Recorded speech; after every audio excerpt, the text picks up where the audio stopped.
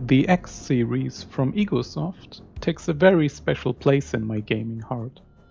Roughly each year I get this urge to come back and play some X. What's the reason for this? I think part of it boils down to a certain satisfaction in growing something out of humble beginnings.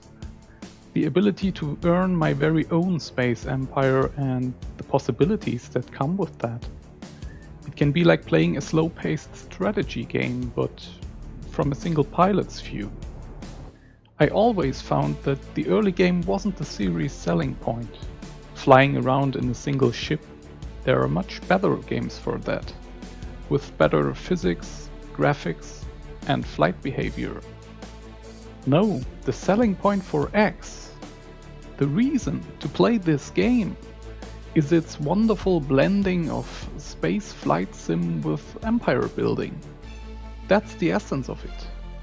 Nearly all of those vanilla story plots just distracted me and felt off. It was my personal story of growth when I had the most fun in these sandboxes, because they are, first and foremost, sandboxes. Now, back in 2018, when X4 Foundations got released, I was asking myself how relevant X3 and especially Mayhem is going to be to me in the future.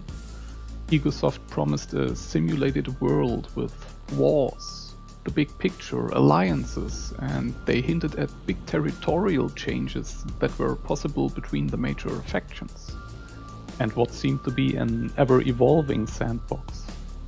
Of course, that is what they were always telling us, and they would probably need a year or two to take it to a playable level, but it all sounded very alluring to me. I have played my fair share of X4 on its release weekend and the weeks after, and I actually enjoyed it quite well.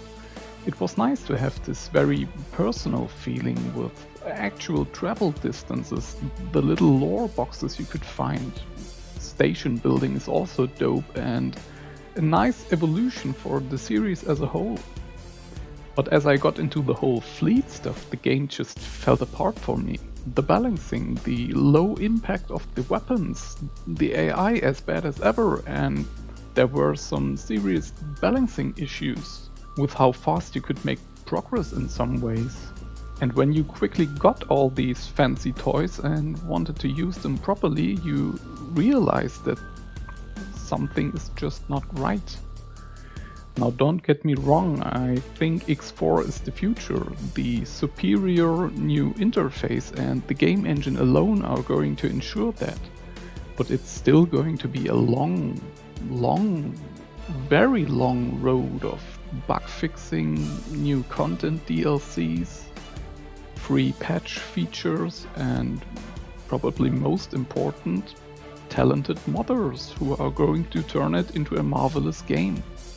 But until then, there is still good reason to play X3.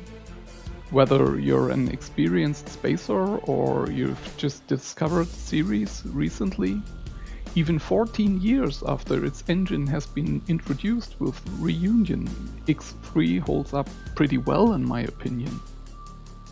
Now, the problem with games that mold different gameplay styles together is that these cannot all be fleshed out equally. In this case, by different styles, I mean the combination of flying around with the player ship and controlling an empire from a macro level through menus. Empire building in Vanilla X3 had two major problems. First, you didn't have a reason to do it in the first place. Everything was static. The amount of ships in the world were tied to a fixed quota, and they were spawned accordingly to fulfill this quota again if they were destroyed previously.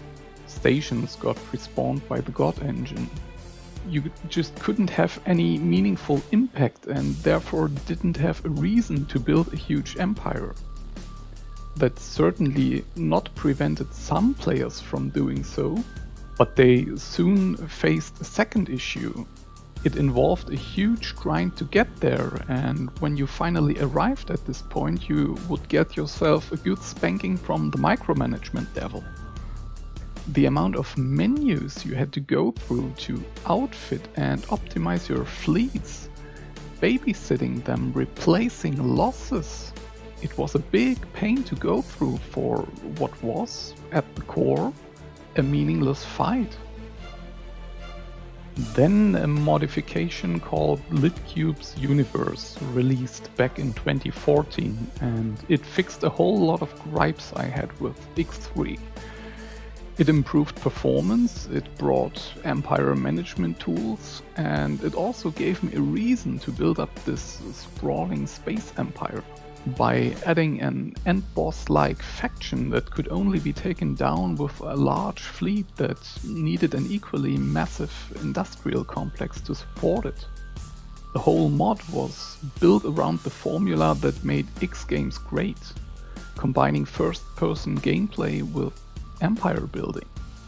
Sitting in your flagship, personally leading a fleet that was made from materials right out of your own industry, it was such a great experience. But it got even better when the Mayhem mod dropped on us. It used LitCubes as a base and revamped the whole experience.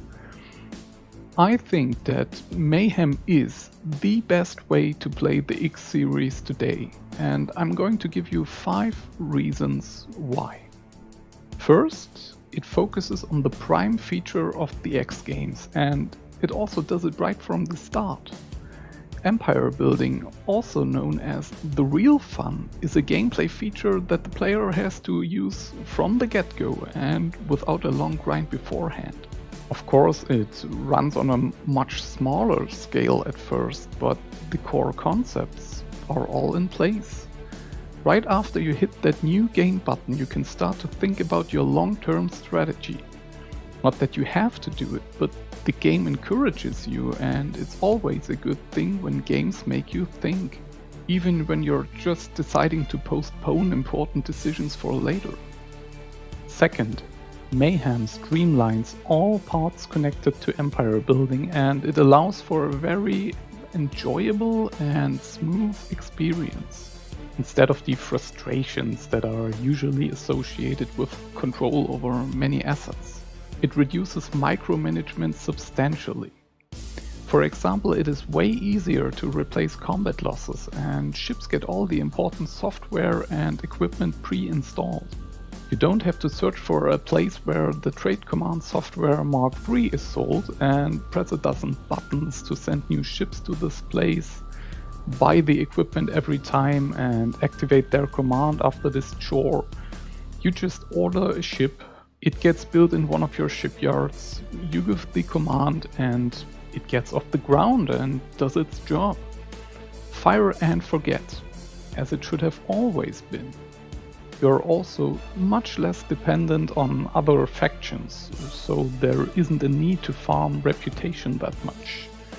You won't need many trade partners, and you definitely don't need to kiss some alien's ass just so you're allowed to buy a certain ship from them. You are your own faction, you just take what you want. If you can pull it off, of course. Third reason. The game world is way more dynamic. Factions will fight wars in ever-changing constellations, and you will see a certain development and increased activity as the game progresses. The NPCs will build more and bigger ships for their war fleets, the Xenon and pirate activities get greater and greater. It feels like a grand conflict that is slowly escalating as the races are ramping up their ship production. The fourth reason is that Mayhem brings back some of what I would call exploration feeling, and maybe also some fear of the unknown. Many parts are randomized to a degree. This includes invasions, asteroid placements, empty sectors that the player can use early on to expand peacefully, and many more. It's basically impossible that two games will play out the same, and this is excellent in a sandbox. And last but not least, this time you get an incentive to be a bit more aggressive. Let's be honest, in Vanilla X3 or even LitCubes for that matter, why would you attack a major race like the Paranid or the Borons? To board their ships? Yeah, sure, but an all-out war? You couldn't even take them out properly, the game just respawned everything after a while. No, some of these so-called best tactics have always involved setting up shop somewhere safe, being nice to everyone so you have more people to trade with, build up trade fleets, maybe a mining fleet, and also big factory complexes, and then build those complexes even bigger. Grind like there is no tomorrow, build a fleet so big and so powerful that you can just steamroll everyone, including your CPU. Just to be clear, I'm not saying that Mayhem changes all of that entirely. You can also play it quite peacefully and build yourself up before you go aggressive, but it's way easier to engage in fleet combat quite early. On a smaller scale, yes, but fleet combat nonetheless. Additionally, there are some aspects that, how do I put that, they just nudge you ever so slightly, a little bit towards considering a serious war with the major factions.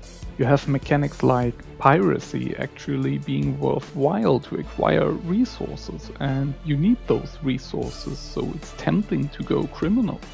There are big strategic bonuses if you decide to commit into a permanent war. You could also say it's embedded in Mayhem's DNA that you will inevitably be competing for territory and space to be able to grow your empire. And you definitely need to grow your empire if you want to complete the main storyline. So, if all of that sounds like it's up your alley, you should keep your eyes open for my introduction series, where I will talk over some recorded gameplay and show you how to tackle various stages in the game. Have fun and see you there!